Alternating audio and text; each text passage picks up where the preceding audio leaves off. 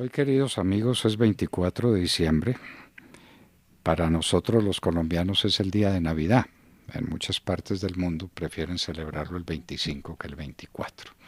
El 24 llega el Niño Dios, llega por la noche. Pero 24 o 25, ¿qué significa en el mundo de la cultura? La llegada de Jesús a la tierra, ¿qué significa? Como hecho histórico. Aquí no voy a hablarles de teología, ni de catecismo, ni de religión. El hecho histórico.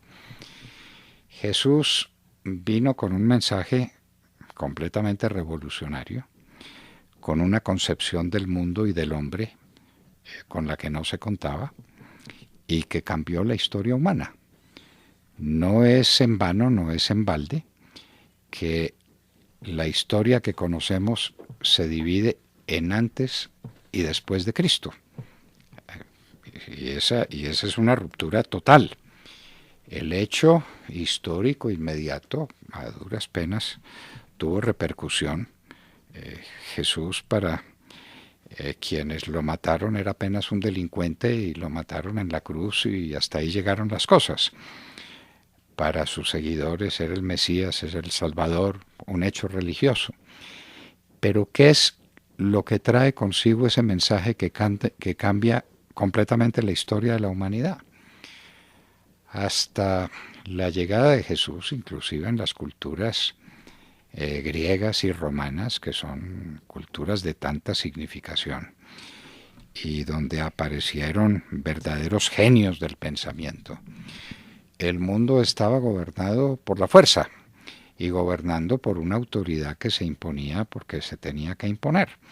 La primera célula de la sociedad humana fue la familia.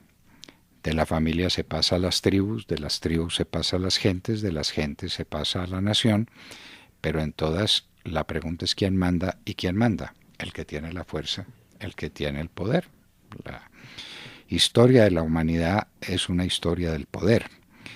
Se habla y se habla repetidamente de la democracia ateniense y de la democracia romana inclusive, pero tiene muy poco que ver con la democracia de nuestro tiempo porque no estaba fundada en lo mismo.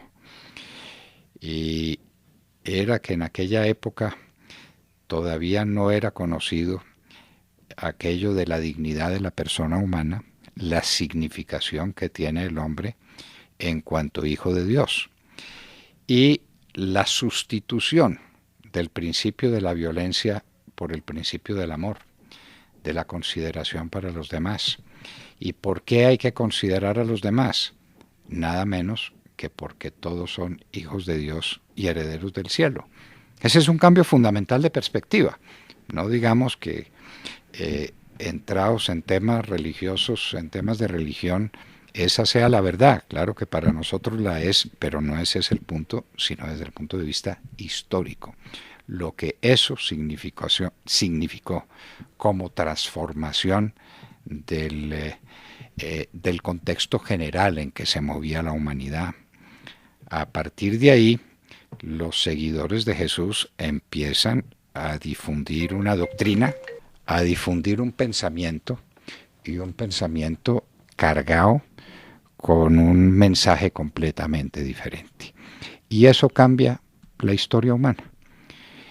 El cristianismo, que es el que recoge las palabras y el mandato de Jesús, el cristianismo se difunde por toda Roma, se difunde por el Imperio Romano de Oriente, y después, en la larga noche de la Edad Media, ¿qué es lo que hay? Lo que hay es un movimiento religioso. Es lo que salva a la Edad Media para crear alguna cosa. Unos señores feudales que tienen a unos siervos de la gleba y en la mitad un mensaje espiritual, un mensaje cultural completamente diferente. No se ha meditado suficientemente en lo que fue la tarea de los monjes de la Edad Media.